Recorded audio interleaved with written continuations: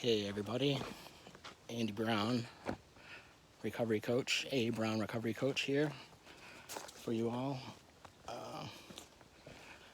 thought I'd make a little video talking about consciousness and Buddhism and Buddhism, Boston sports, and give people some information to help with their awakening. And instead of just doing it in my room or at the kitchen table or whatever, I thought I'd max Egan it, do it out in the woods and take a little walk. Because we do have this beautiful Audubon reserved land out here. So, without further ado, I think I'll just get into it. How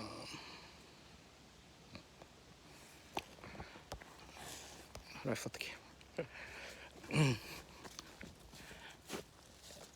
Anyway, so I wrote the book, The Buddhism, Boston Sports, How Bill Belichick Ended the Opioid Crisis, to help people with addiction, everybody really, to learn about Buddhism and how to turn negative situations into something positive. Because the Patriots won in 2001 because of 9/11, in my opinion. The country was behind that Patriot spirit. And they rode that energy all the way to a championship, to their first Super Bowl, and that led to the dynasty and all the other sports teams winning in Boston, and it really raised the energy and vibration of the whole area. The Red Sox won in 2013 because of the marathon bombing. You know, they were happened in the beginning of the year, during the marathon, obviously, and they were Boston strong, like the entire season. And they were pretty much in first place the entire time. And during the 2013 season, there was also floods in Houston. J.J. Watt from the Houston Texans, he used that to raise like millions and millions of dollars to help the people that were flooded out. You know, people opened up their hearts and their wallets and were really charitable. So like these seemingly bad situations on their face ended up being something really good.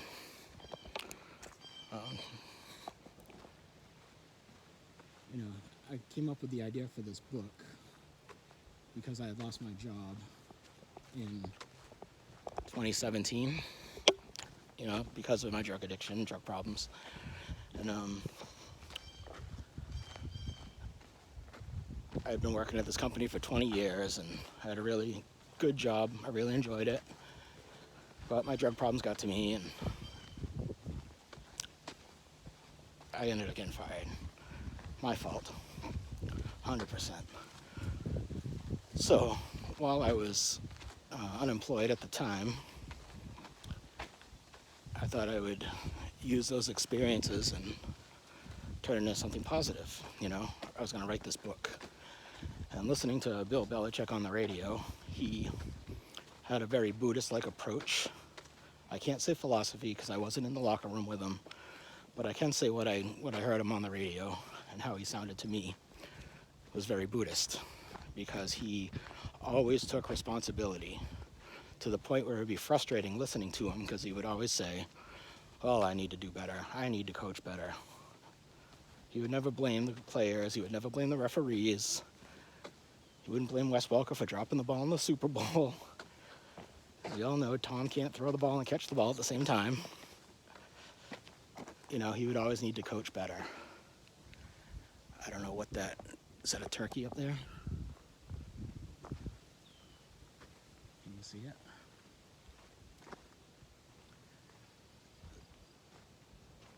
So, he would always need to coach better. He would accept the responsibility all the time. Okay? And he wouldn't compare teams, because he knows the 01 team and the 04 team are completely different teams. And they both have strong points and weak points. Every day was a new day. Every week was a new week. On to Cincinnati.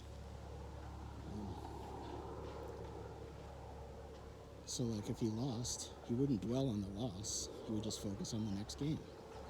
Okay? bad things happen to people and happen in your life, and if you dwell on those negative things, then, you know, they'll bring you down, and they'll get you. You have to learn your lessons from them and move on. And so that's kind of like what I would get from his interviews, you know. That's kind of how you have to be in life. You know, yeah, I lost my job, but it led me to write this book. So I believe that this book is going to help people struggling with addiction think about life in a new way and accept their responsibility for it. Because we know the first step is knowing you have a problem, the 12 steps, right? And so people would say, oh, well, the opioid crisis hasn't ended. Well, in my mind, it has ended. It might take a long time to end, but it's going to. And the book that I had wrote, the videos that I'm going to produce, are going to be part of that, and they're going to help people. I'd really like to know what that bird is. But just let me follow him. Or her, could be a her. So, you need that concrete resolve that it's done. Whatever your goal is, it's going to be done, okay? You can't be wishy-washy about it, you know? So, me losing my job, 20 years, seemed pretty bad on its face, you know? It sucked. But it gave me the opportunity to collect unemployment and to use that time to write that book. And it's going to help people, so it was really like a beneficial thing, okay?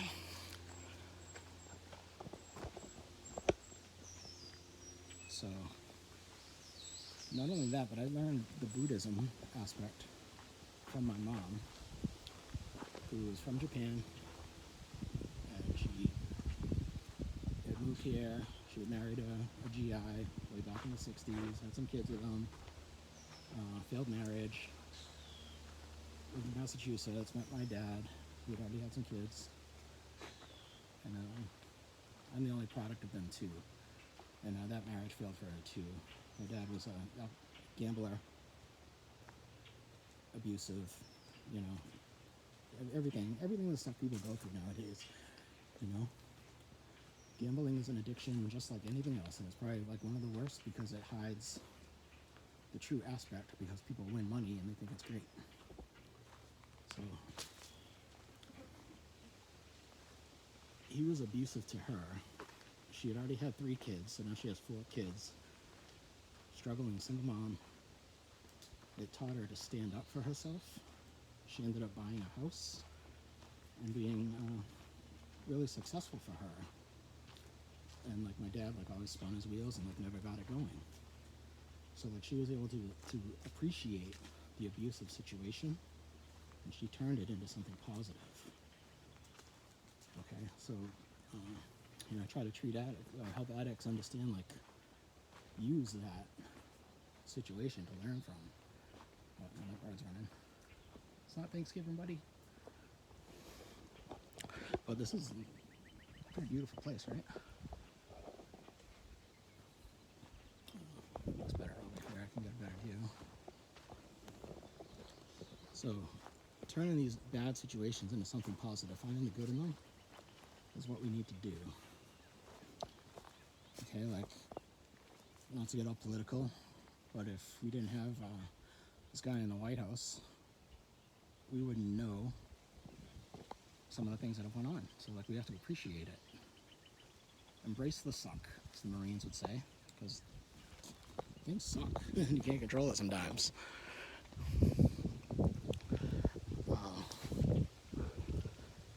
So, the Buddhist aspect of it is, in Buddhism, you have to accept your situation where you are. No matter where you go, there you are, right? And if you're here at this point, everything you've done in your life has led to this point, wherever you are in life, okay? And they're all decisions that you've made. You may not have made a decision to be in a shitty relationship, or think that you did, or chose that or chose your addictions, but they are choices that we've made. You know, you have to accept it. Yes, some people could be forced into it, but they were forced into it for a reason, to learn the lessons. Because life is all about learning lessons and dealing with your karma. You know, karma is action. You know, things that happen to you, or you know, situations that come up. I just heard something in there. Situations that come up in your life, you know, that's your karma. My karma was to be born of I don't know, you could say it's mixed race. You know, be raised by a single mom and an abusive household, blah, blah, blah, blah, blah. So that was my karma. Those are the choices I made before I incarnated in this life, so I could learn these lessons. There's our friend way up there. Look at him go. I'll follow him for a little bit more, I guess. Walk around this area.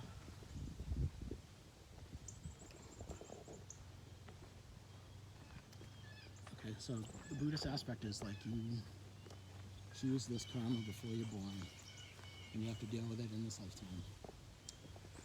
Because now is the lifetime to deal with it. You know, you can't put it off until your future lifetime because you don't know what it's going to be. Like, now is the time.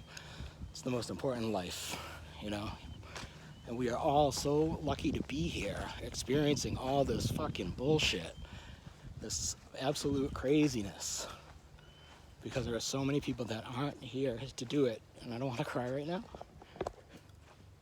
Because so many people are fucking dying from this fentanyl. Like, hundreds of thousands of people a year are dying from it, okay? I think only like maybe 60, 70,000 Americans are killed in Vietnam. You know, there are less than that amount of names on that wall. And we're losing hundreds of thousands a year to it. It needs to stop. Why is it so potent? Because it's a synthetic shit. It's not even a drug. It's a chemical weapon made in a factory by friggin' military overseas. Well, not even overseas, in Mexico. Coming in here to kill us. Kill my friends. Kill your friends. Kill your family. It needs to end. So that's why I'm here, trying to end the opioid crisis is one of the goals. Another one of the goals is to help people wake up for their ascension and enjoy like what is going to be coming to us. This amazing life that we're manifesting right now. Okay? So, we chose our karma before we're born. We chose to deal with this. We chose to incarnate here. Okay? I chose to come into that difficult life so I could learn the lessons of love and how to love people and relationships. Because being, almost 48 years old this year, I haven't really had a successful relationship, Is it because I didn't grow up in that household where it was like a, quote unquote nuclear family and love and all that support? I'm lucky I didn't, because it gives me the opportunity to like really learn it and not have the cushy life and struggle. Life is struggle. If you're not struggling, you're not living. Okay? So,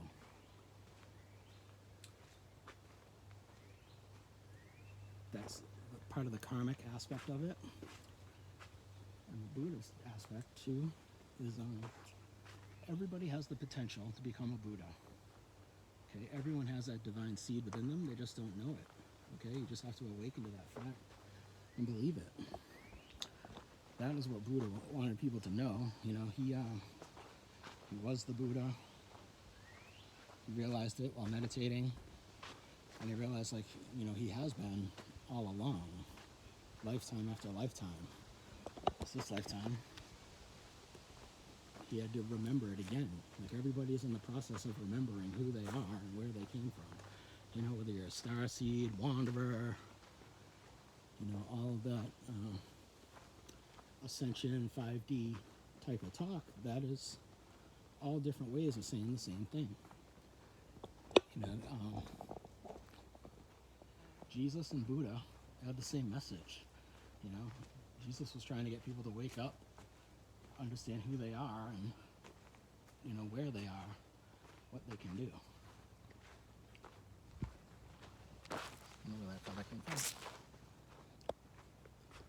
Okay, he was killed for it. The Buddha preached a lot of different sutras in his time. He had to learn different things to get to the point where he figured it out, the ultimate truth, and he had to learn his lessons, figure out what worked and what didn't work to get to where he was.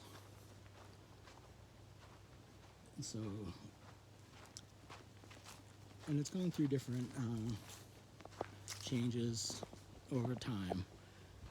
This is all poison ivy. So beware of that stuff. But I know there are nice deer out here. I've seen them quite a bit. And maybe we'll get to see one on our walk. I tried to raise my vibration before I came out here to enable that. Okay, so the second to last sutra that the Buddha taught was the Lotus Sutra. And in the Lotus Sutra is where he said that everybody has the potential to be Buddhas. Even women at that time. Even though he couldn't come right out and say it, he hid it in parable. That the Dragon King's daughter, 8-year-old daughter, heard the Lotus Sutra and became enlightened. Okay, what does become enlightened? Is it you become enlightened, you're a magical being all of a sudden? Well, we are magical beings, but staying at that level takes a lot of work. Okay, it's it is a vibrational scale, and you move up and down the scale all the time. Okay, the particular type of Buddhism I practice, it's called Nichiren Buddhism, and it's really like Nam Myoho Renge Kyo. People may have heard that in movies, or Tina Turner practiced it. That's what helped her get away from Ike, and what happened to her? She became a mega superstar again. Reinvented herself in a way.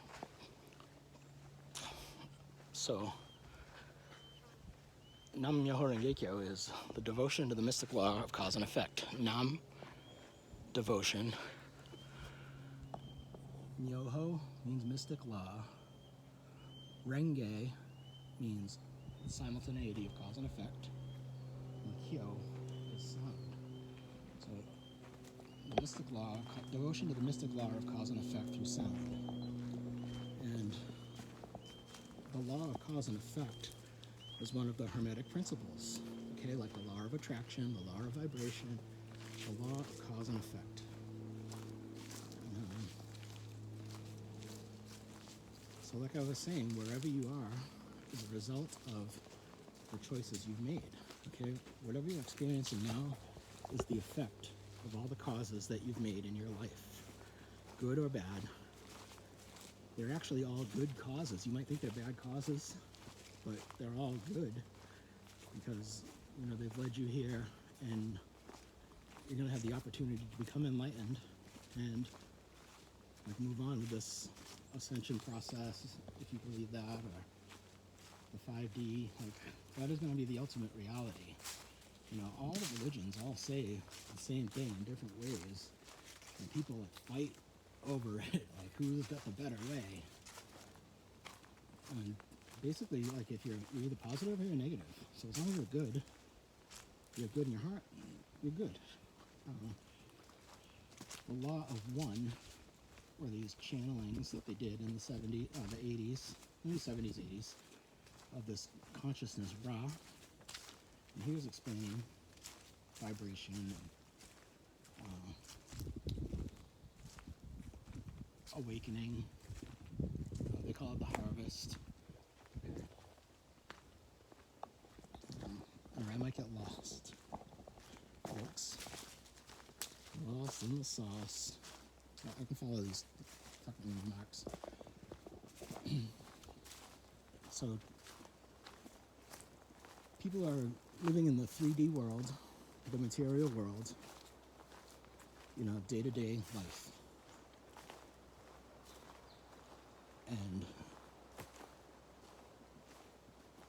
that is like the basic, go to work, pay your bills,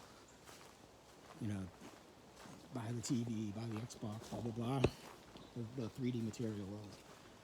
And we're trying to build a world to get away from that and to have it be more like Atlantis, more spiritual, multi-dimensional. The 3D is described as 3 dimensions, length, width, and height. When you have more dimensions like time, space, time, I'm not going to explain that stuff right now because it's like a whole other video and shit. So, we live in the material world, the 3D world. We're trying to build a 5D world and manifest that, okay? It's a more quantum world. We're heading into the quantum age. And quantum is, it's a new way of thinking. We would say we're stuck in the old paradigm of thinking. The Newtonian way of gravity or Einstein's relativity.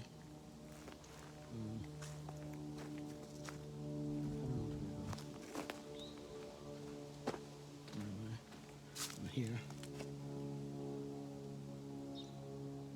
I guess I'll go this way. So we're heading into like the quantum world, and people might think of CERN and smashing atoms together to create new particles, and that is the quantum way of looking at things. Well, it doesn't really help much. But they are stuck in the old light speed is the fastest speed in existence. The speed of light. It's the fastest thing.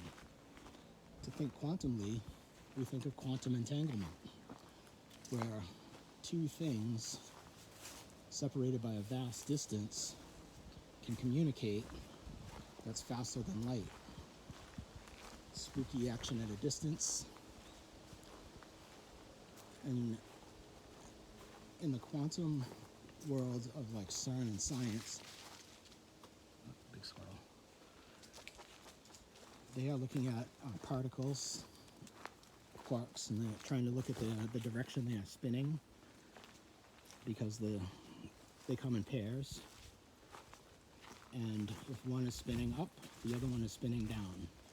So by observing one, you know the spin of the other, and if they change instantaneously regardless of the distance. So, Andy, that sounds like bullshit. No, it's not, because we're using more than just particles. Like who gives a shit about some particles? Like, how does that help me in my life, right? Well, your brain is has these electrical particles and stuff in them. The electricity. What does this have to do with Buddhism? I'm getting there. It's about probability and possibilities and what can manifest. So the thoughts in your brain are connected to other places. So the particles in your brain, the electrons, the electric sparks that cause your thoughts and stuff, you can receive communication from other places that's instantaneous. Like channeling beings of higher dimensions, they could be anywhere, and those thoughts are coming into you now. Like if we send a probe to Mars and we try to communicate with it, it takes a few minutes for that information to go back and forth. So it's not really instantaneous. But we could be communicating with or channeling other beings and thoughts from other planets. And it's happening instantaneously. Like, how is that possible? That is the quantum entanglement. Okay, the particles are related. Well, how can those particles be related if it's just particles in your brain? Well, in the law of one, we are all one. We are all connected. In Nietzsche and Buddhism, Nietzsche and Daishonin explained it as the interconnectedness of all things. We are all different aspects of each other, having our own experience. You know, we are all, as Jesus put it, we are all pieces of God. We have that in us, experiencing things in different ways. You know, we are all the Buddha. We all have that potential, you know. I don't know what I'm coming up to. There's like a road.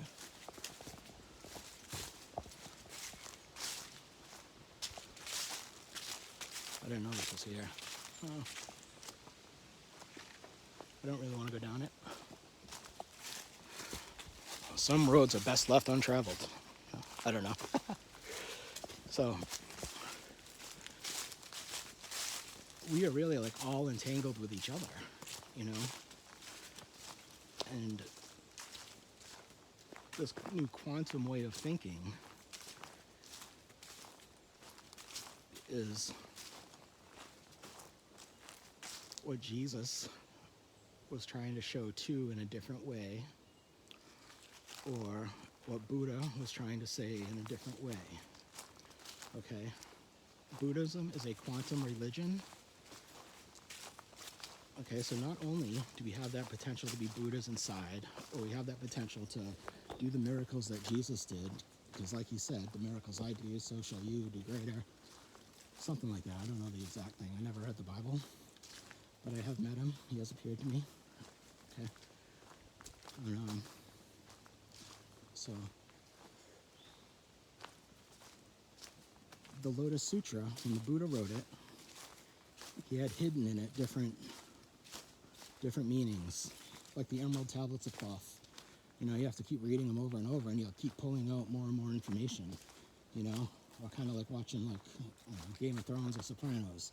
You pick up shit that you missed, you know, and like when you understand, like different things click in your head, and it's just different, I don't know, different ways of seeing things.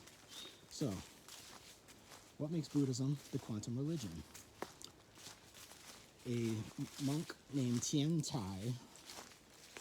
I don't know what year, like 800, 1000 or something AD, he was looking at the 10 worlds of Buddhism. Okay, Buddhism has 10 worlds, or 10 states of consciousness. And so the 10 states of consciousness are hell, that's the lowest state. You could say that's like depression, hopelessness, bleakness. You just don't see any way out. It's like a low vibration way of thinking, because you could be full of shame, guilt, sadness. You know, you're laying in bed, not going anywhere, blanket over you, like literally not vibrating anywhere, just existing. That's hell. Okay, addicts are in hell all the time. Okay, because they're thinking about how to get drugs, or you know, they blew their money on drugs, they fucked with their life. You know, that's hell. Depression. The next level up from that is the realm of hungry spirits. Okay, and that's when you're full of like an insatiable greed for something, lust for something. Could be money, okay? Could be drugs. Could be power. You know, you're hungry and you're never going to be fulfilled, you know? And the next level up from that, 3, would be the world of animals, animality. That is like a law of the jungle type of mentality. That's when you're thinking, you're going to steal to survive, or it's a basic like survival type mode. A law of the jungle mentality, kill or be killed. And those three paths in Buddhism, they're called the three evil paths. And a lot of times, addicts are stuck on the three evil paths because they're hungry for drugs, they steal from somebody, they actually move up a little bit to realm 6 of rapture, I'll get to that, but then they're right back down into hell when they're out of their drugs. Okay? So they're hungry for drugs, they steal to get the drugs, do the drugs, back down. World 4 is the world of anger, okay, or ego. That's when ego gets involved. And that's when you're more cunning, you're more devious, you're smarter in the way that you steal. You're more powerful, and you want to like outsmart people and rob from them, get over on them, whatever. And that's like where your ego is, like comparing yourself to other people. That's an angry type of behavior. If you see somebody, oh, that beauty looks better than me, he's fatter than I am, I can beat him in this area. It's competitive, like you're looking at how you could beat that person in certain aspects. Girls might do it like, oh, look at her lashes, and look at her hair, look at her clothes, blah, blah, blah. So ego gets involved. And together, those are the 4 evil paths, okay? 4 evil paths, whatever. Same thing. Don't get caught up in the minutia of what it is. World 5 is the world of humanity, and that's like a neutral, okay? It's neither good nor bad. You're good. You're okay. You're tranquil, I guess. And World 6 is the world of rapture. Not like getting sucked up, but it's a temporary happiness, okay? If you're a drug addict and you score your drugs, you're going to be like super happy, but it's going to go away. When you get a new job, your old job sucks, you hate it, you're in hell, get your new job, it'll be good for a little while, but you still will probably run into the same type of karma that you had at your old job, unless you've learned to deal with it and transmute it into good karma. Learning the lessons. So together, the 6 paths are known as the 6 paths. Okay? And those are, and that's a pretty normal thing to do. It was a pretty normal day-to-day thing. It is kind of an unconscious way of living because it all has to do with external circumstances. The 6 paths are almost all reactionary paths. Okay? It has to do with what you're experiencing and how you react to them. And a lot of times you do it without thinking. People get triggered. They see something, they get triggered, and they're just pissed off and firing off angry tweets or whatever. This shit happens. Okay? So those 6 paths are all unconscious states. That's how people go through their lives most of their life. The 4 higher worlds are called the 4 noble worlds of Buddhism. Okay? And I'm going to give you like short names for them. So world 7 would be like the world of learning. When you're in school and you're trying to learn something and you're focused on learning, like that's all you're doing, you're using your brain like a muscle, actively trying to use it to learn something. Okay. So I'll get the spider. Pretty cool. You're actively using your brain. You're not just reacting to what you're learning, you're like actively trying to do it. Okay? World 8 is the world of realization, of putting what you've learned into practice. if you've gone to school for, say, plumbing, and you're doing your plumbing job and you're focused on that plumbing job, you want to do a good job at it, you're not thinking about dinner, you're not thinking about, the bills you have to pay, because if you're thinking about them, you might be back down into hell or hungry spirits or something. When you're in the noble worlds and you're using your brain, you're actually like more present, because you're using your brain, exercising it. Realization, putting what you learned into practice. World 9 is the world of Bodhisattva. You've heard that word before, Bodhisattva. It's the realm of teacher. When somebody is focused on teaching somebody, they are in the world of Bodhisattva. And they are focused on teaching that person. And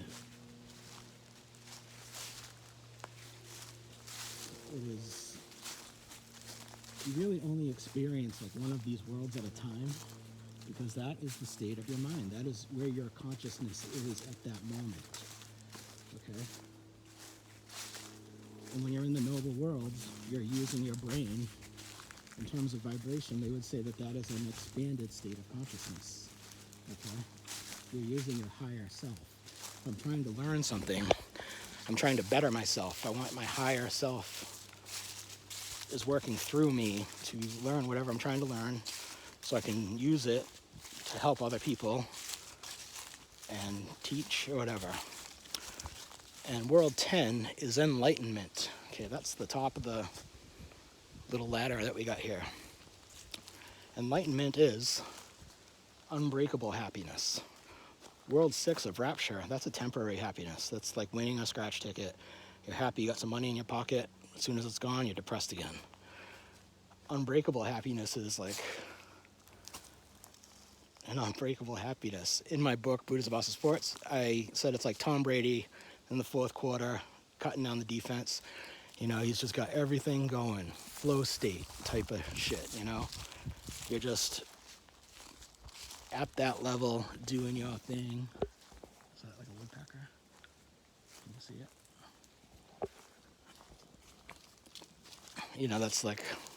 That's the peak, okay? Now, these 10 worlds, what Tian Tai came up with was 3,000 realms in a single moment, or mutual possession of them. So because they change all the time, and because you're going up and down this chart all the time, you could, every one of the worlds contains the other 10 worlds. So like, you can go from hell to rapture, to hungry spirits, to animality, like all within a few seconds, Or you can go from hell to enlightenment, feel enlightened for a few minutes, and then right back down. It takes work to stay in those noble worlds. And like I said, that's when you're using your brain like a muscle, and you're using that energy to maintain that higher vibration. So like what happened during the pandemic is like the fear on the TV keeps people trapped in those lower worlds, They make people scared and fearful and depressed. And like that's all that fucking comes out on the news and the TV. There's like hardly any positive news. Am I right? They want to keep people trapped in that lower state. During the pandemic, some people use that opportunity to go out and learn. Like even if it's just learning how to sew, to make masks, to help other people, that would raise their vibration up. They'd be in that expanded state of consciousness, that higher self. And you can avoid a lot of the problems that come out in the lower world. If you're depressed and you're stuck in hell and that's all you focus on, through another hermetic principle, the law of attraction, that's what you're going to attract into your life. Okay? So when you're in the noble worlds, you're going to attract like what where your mind is, what your consciousness is. Okay? Like if you're only thinking steal, drugs, hell, like that's that's what's going to manifest, okay? Where your conscious mind is, that's what you're experiencing. If you went through an abusive relationship and then figured out, like, oh, I needed to go through that so I could learn it. I had to go through being raised by a single mom, not having that, fucking normal family. I appreciate that. I had to learn that. It makes that a source of joy.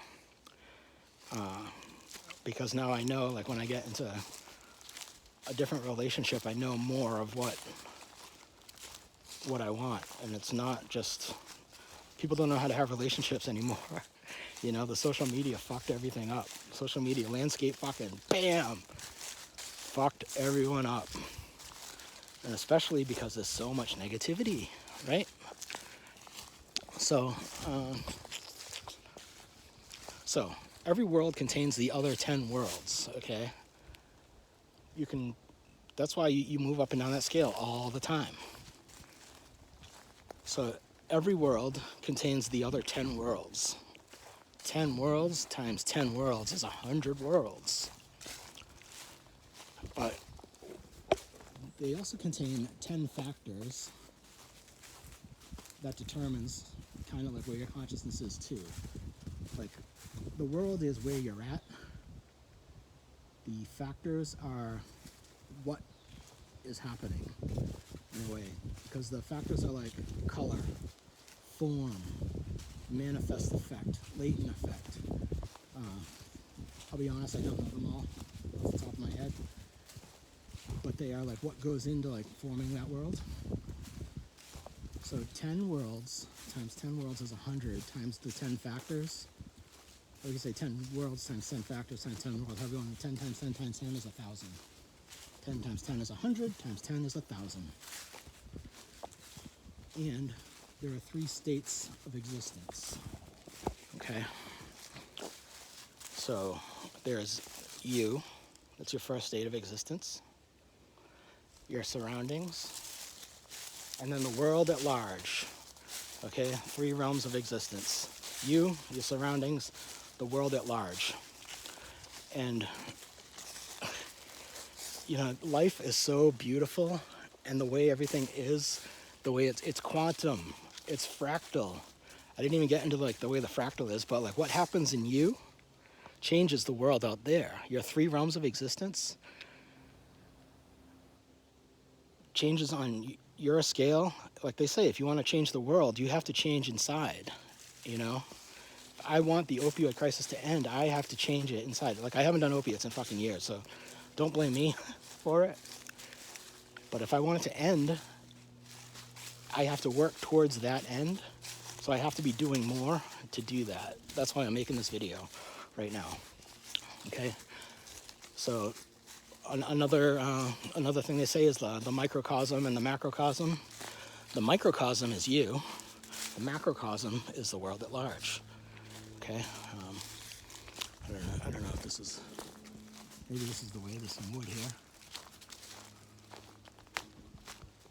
Like, I feel so fortunate to be living near the ocean, and I get to experience like this beautiful place.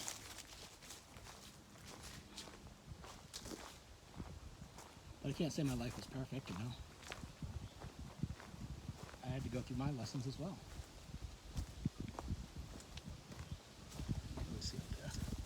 Rocks. Boats.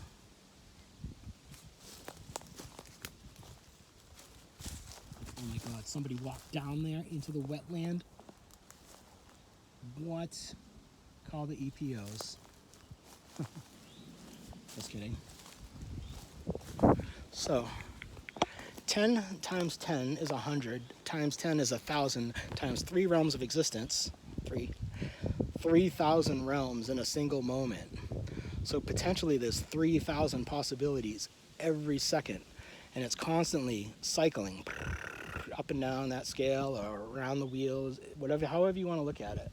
There's 3,000 realms in a single moment. Okay, so what makes this quantum? The double slit experiment.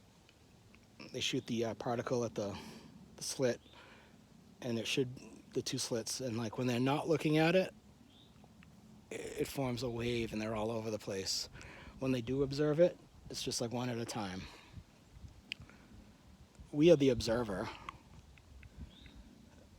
When you're not looking at it and it's all potential, that is your life. What state of consciousness you're in determines your future. And all things are possible. There are 3,000 possibilities like out there all the time. I believe there's actually more. I'll get to that in another video, because I'm already at 45 minutes and I want to keep it under an hour. But I want to get these points out as the preface for it. Okay? So the potential distribution is your life. There are so many possibilities out there, just depending on what you're doing. If you're just sitting at home, reacting to the TV, playing video games, the potential out there is going to be less because you're not taking the actions to like make it happen. Okay, you're in that lower 6 paths. But if you get up into the noble worlds, if you're going to school to learn to be a doctor, the future out there to be the doctor is being manifested because you're taking those steps to do that. Okay? So for me to end the opioid crisis, I'm taking the steps to do that by making this video, by writing that book. I've got another book in the works that I'm working on. And I'm trying to help people understand, like, all things are possible. It just depends on what you're doing at the time. Okay? If I spend all my time in a crack house smoking crack, I might be learning the lessons of that, but I'm not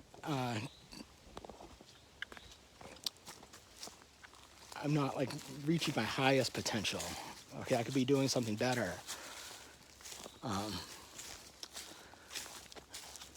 So like the time that I have spent using drugs in the past, like I could dwell on that and think of like the tens of thousands of dollars that I wasted on it, or the jobs that I've lost because of it. No, I can use that information to help people who are struggling now, that need the help now. Because that's where my heart is now, like with these struggling families and everybody. Okay? Like that, if Jesus were alive today, where would he be? Okay? Would he be at the Vatican, sitting on a big pile of gold on a throne? You got some Indian peace pipes. Is that what those are? They look like they got some shit on them. They look sick. Don't take any random mushrooms in the woods, kids, or adults. You know, where would he be? Like, sometimes I think I need to be like on Mass Ave, Mass and Cass, in the shit with the people, helping them wake up. So I don't want to see them dead. You know, yes, it's their choice, it's their karma. But like and it's stuff that they have to go through to get better, to heal. Because everyone's fucked up, man. Everyone needs to heal. Okay? I had to come up in a whatever fucking relationship you want to call it.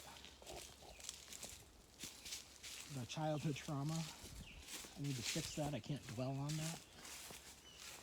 Everybody has been going through trauma. Collective trauma. Watching the Space Shuttle Challenger launch in the 80s at school. Oh, let's watch Teacher in Space. And it fucking blew up. So like, every kid in school that got to watch Teacher in Space got to experience that little trauma. Watching Bambi, watching Bambi's mom get shot. Yeah, it's a movie, but it still implants some sort of trauma into the child. 9/11, constantly watching those buildings fall for like a month on TV. Like, how do young people handle that? It's all collective trauma. War, October 7th, kids in Gaza. Like, this shit needs to fucking stop, man.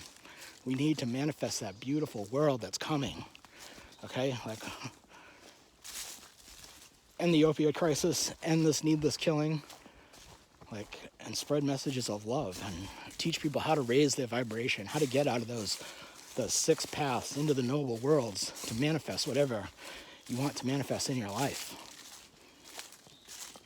You know, that's what I'm trying to do. You know, that's what this video is going to be. And yes, I usually do things in one take. I don't have any editing. I don't feel like learning all that shit. I do have like a lot of other things I want to do. I get this other book I'm working on, and it's gonna be amazing. Okay, it's going to be amazing. Like my first book, Buddhism, Boston Sports, how the Belichick ended the opioid crisis. It did. Listening to him, it did inspire me to write that book. I used my losing my job as the catalyst for that growth. Okay, and I came out with it. I printed up 500 copies, but then the pandemic hit and I couldn't sell them quite like I had planned. And I can still work on that aspect. I still have them. You know, I like to give them away. I was working at a drug and alcohol treatment facility, and you know, these are the lessons I would try to teach the people. The people that ran the place, they didn't fucking have classes on this shit. They didn't. Just like the medical industry, a customer cured is a customer lost. You know, you don't want to cure their addiction. You want to keep them fucking coming back. You know, that's your bread and butter. You know, it's fucking retarded. You told me to use the R word, but I'm from a different generation. It's one of my words.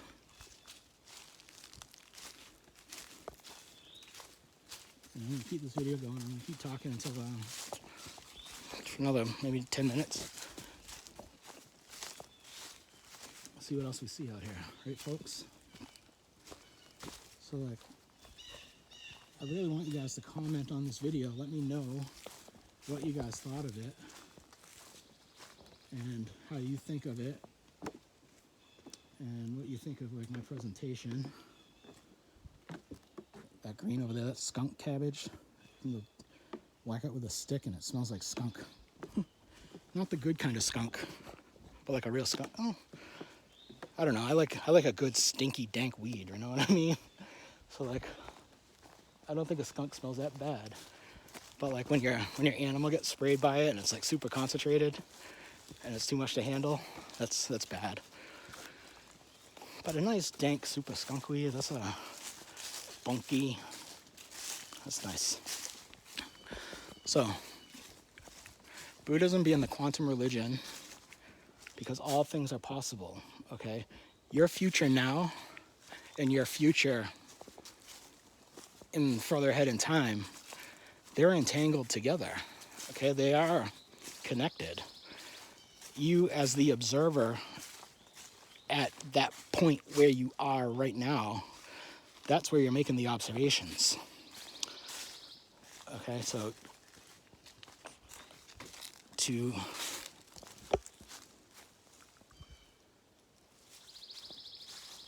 So the future is unwritten. You know, nothing is written in stone, as they say. So it could always be changed.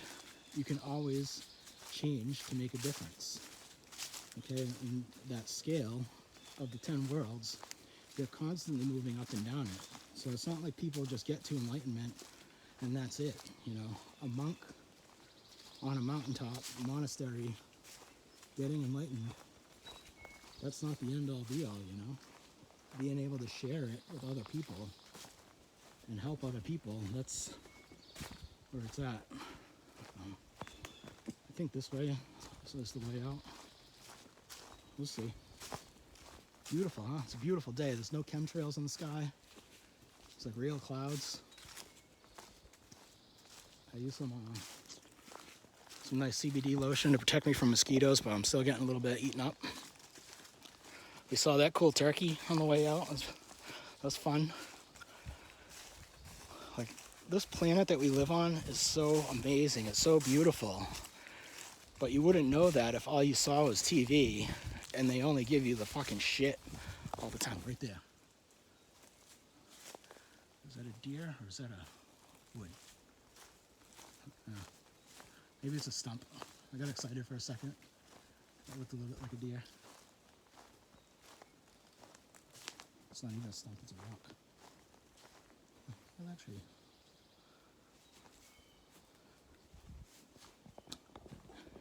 you know, something I mentioned was the fractal nature of reality. You know, the three realms of existence, us, our immediate surroundings, and the world at large. The underlying blueprint of everything is fractal in nature, meaning it's a very simple equation that can be repeated over and over, but also like scaled up. And you can see that in the trees and the way the woods are formed. You know, like when you look around the woods, it's all very similar. It's like the same pattern. It's almost predictable. And you can definitely see it when you look up the tree and the way the branches grow. The way they split off into two, and then those split off into two, and then those split off into two, and those split off into two. You know, it's beautiful. It's beautiful. You actually see that in your body as well. When you look into like, when the pandemic happened, after I'd written my book, I was learning about breathing exercises and shit, Qigong.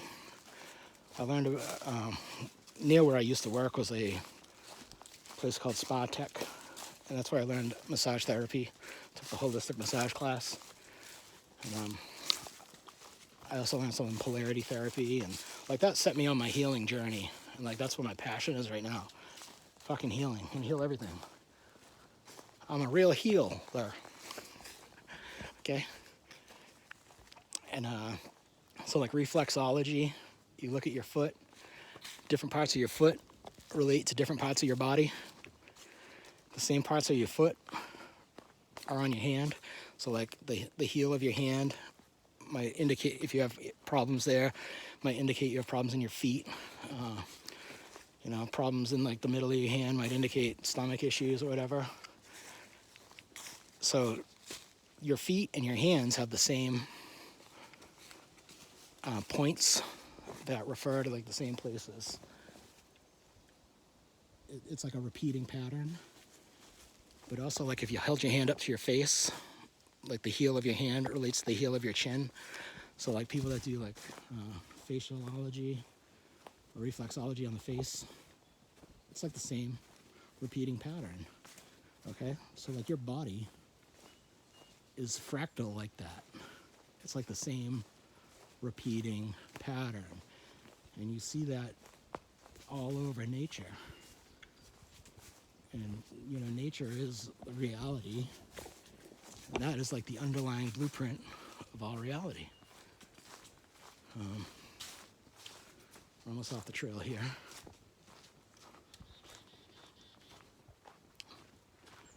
And I'm coming up on the 1 hour mark.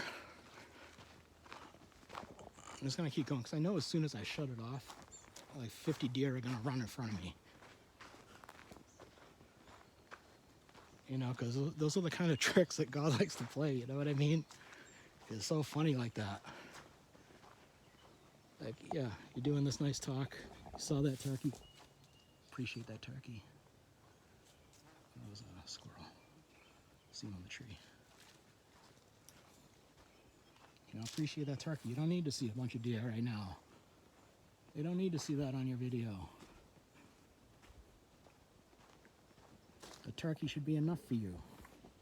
And it was good. It's a cool turkey. Cool spider. You know, if I saw like the mass amounts of deer right now, and I'm just not ready for it. That'll be in my later videos, just like I didn't explain how I think there's like more consciousness than the 10 states, because I needed the preface. I needed to lay the groundwork for it. Okay? And we'll get there, guys, girls, people. Like, here to learn the lessons of love and to share the lessons of love. Okay? I love you guys. I love humanity. I love Earth. I love all the drug addicts out there. Because here, at the end of the video, I'm going to push the MAGA agenda. Make addicts great again. okay? Make addicts great again, because addicts, they're good people. They just ran into some shit, you know? They got into some shit. They that's their coping mechanism. Fucking drugs and alcohol, gambling. That's a little bit different addiction, and that's something I'm gonna have to go over too. Okay. I think these are grapes. I'm gonna have some wild grapes growing. Be able to come out here and eat some wild grapes. Okay. There's usually deer in there, and we'll see them. Okay, everybody. I love you guys. I'll see you in another video. Ed Brown, recovery coach, Buddhism, Boston Sports. Love you.